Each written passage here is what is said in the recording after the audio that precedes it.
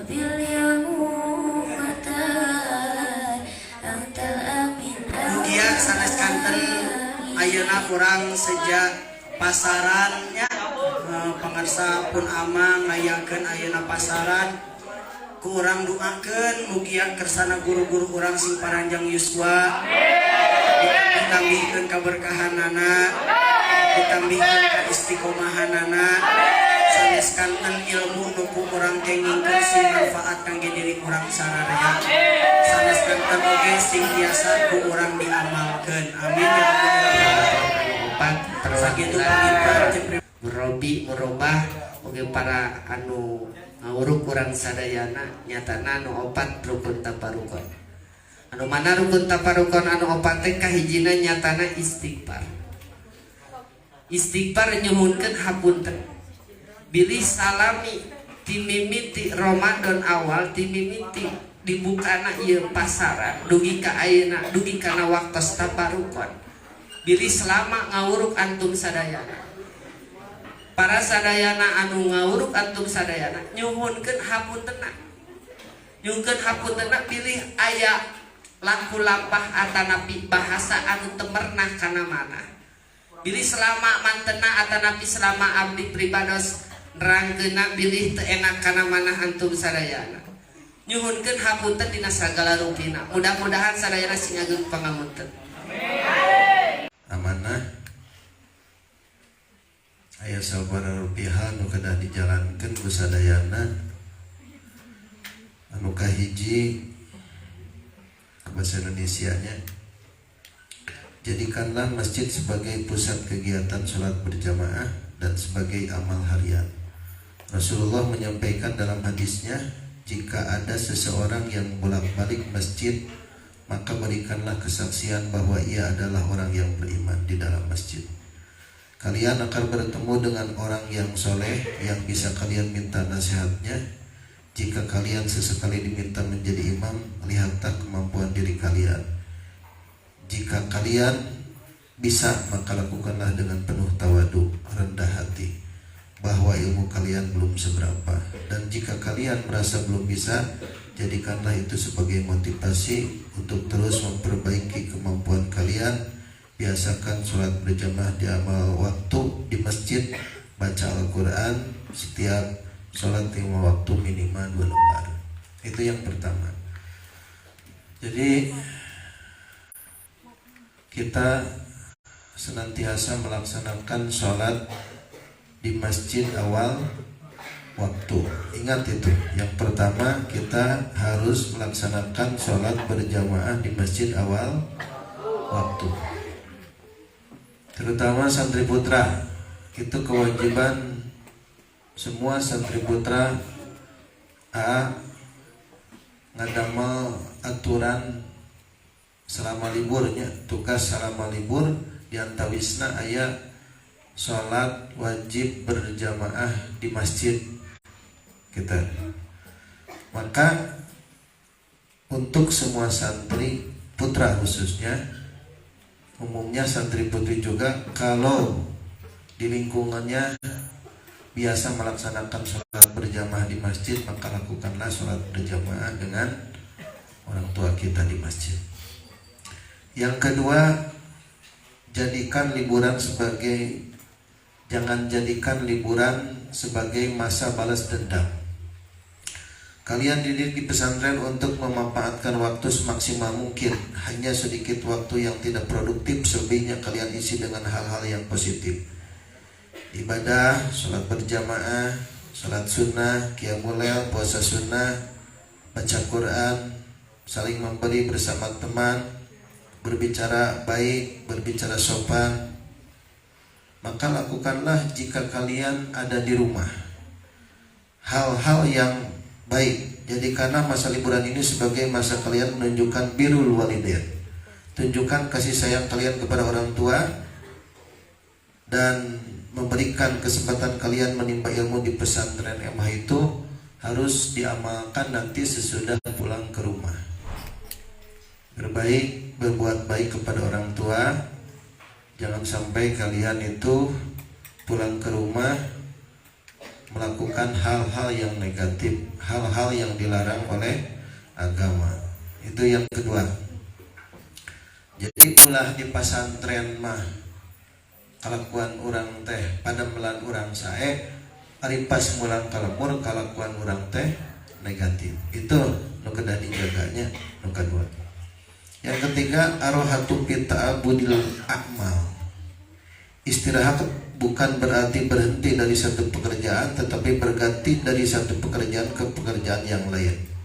Demikian ungkapan yang masyhur di kalangan para mujahid, termasuk mujahid penuntut ilmu. Dia cukup merasakan sudah beristirahat ketika berganti dari satu aktivitas ke aktivitas yang lain. Dan istirahat dengan berhenti dari aktivitas berarti membuang waktu sia-sia percuma, dan itu merupakan satu bentuk tabzir yang disukai syaitan. Gitu. Jadi ulah ngabuang waktu percuma. Jadi ayeuna lakukan naon anu biasa dilakukan di pesantren, baik itu sholat sunat, tahajud, duha, puasa sunat, itu yang harus kalian lakukan. Yang keempat, ujian sebenarnya ketika kalian berada di rumah. Pesantren adalah tempat kalian dididik dan dibimbing. Banyak bentuk pendidikan di dalamnya berbentuk tarbiyah amaliyah, pendidikan dengan pembiasaan. Adapun ketika kalian kembali ke rumah, itu sebenarnya saat kalian diuji. Apakah proses pembiasaan yang dilakukan di pesantren berhasil atau tidaknya ketika kalian sudah ada di rumah. Urang sakumaha getol di pesantren. Jadi inti nama ke kembali ke rumah orang masing-masing. Aya nama sementara pulang sabada ke orang rengse pendidikan, maka aya pendidikan nu kedah dijalani ke urang nyaeta amal orang anu dilakukan di lembur orang masing-masing. Gitu. Lamun tema getol di kobong di imah orang kudu leuwih getol. Lamun tema di kobong tempat di getol di lembur mah kedah getol. Gitu ya. Yang kelima, sayangilah yang lebih muda dan hormatilah yang lebih tua. Sekali lagi, sayangilah yang lebih muda dan hormatilah yang lebih tua. Tirulah ilmu padi, semakin berisi makin berundung. Ilmu yang kalian miliki tidak boleh berbuah kesombongan dan merasa lebih dari yang lain. Tetaplah menghormati mereka yang lebih dewasa. Hormatilah guru-guru kalian ketika kalian menimba ilmu dari mereka sebelum kalian ke pondok ini. Jadi kita punya guru dulu sebelum masuk pondok, maka beliau hormatilah. Jadi ulah boga bahasa kia ada urang mah geus pesantren, geus tamat alfiah, ngaji ge geus bisa teu hormat ka guru urang nu aya di lembur. Moal barokah hirup urang. Lamun urang teu ngahormati guru di lembur, ulah nganggap sepele ka guru nu aya di lembur. Ulah nganggap rendah ka guru urang nu aya di lembur. Pedah urang ngaji baheula ngan seukur ikra, datang ka pesantren ngaji ayeuna urang ilmu nahu, ilmu sorof, ilmu balagoh, mantek jeung sajabana, sehingga orang ngerasa takabur, orang ngerasa sombong. Moal manfaat ilmu orang di mana orang ngerasa sepele ke guru orang. Hormati, hormati, hormati ke orang. Yang keenam, jangan merasa gengsi. Di pesantren MH mendidik kalian untuk hidup mandiri dan tidak terlalu tergantung kepada orang lain. Walaupun di antara kalian ada yang dibantu oleh para khodimah di rumahnya, akan tetapi hendaklah kalian sebisa mungkin untuk memenuhi kebutuhan sendiri. Rapikanlah tempat tidur selepas bangun tidur. Bereskanlah perlengkapan setelah kalian butuhkan, karena itu tidak membuat kalian hina. Ketika kita sudah pulang ke rumah, kewajiban kita untuk membantu pekerjaan orang tua, baik itu cuci piring, sekedar pel rumah, itu biasakan. Karena kita dididik setiap hari, 1 hari 2 kali itu membersihkan pondok. Lakukanlah di rumah dengan senang hati. Yang terakhir, berpakaianlah sesuai dengan situasi dan kondisi. Sebelum orang lain mengetahui lebih jauh tentang kalian, biasanya mereka menilai dari sesuatu yang terlihat kasat mata, yaitu pakaian yang kalian pakai. berpakaianlah yang sesuai dengan momennya. Cukup penting untuk menjaga kesan pertama, yakni dari pakaian kalian. Tidak boleh memakai pakaian yang tidak mencerminkan seorang santri. Upayakan orang lain mengenali kalian dari penampilan, bukan dari pengakuan. Karena orang lain melihat penampilan kita. Mungkin ulah yang bahasa kia ada, yang penting mahate. Ulah hate. Nawan sebabna, sabab jasad teh cerminan tina hate. Jasad teh penampilan teh cerminan tina hate. Pakai pakaian anu sopan. Itu mungkin yang bisa sampaikan. Mudah-mudahan apa yang diamanahkan bisa kalian laksanakan dengan baik.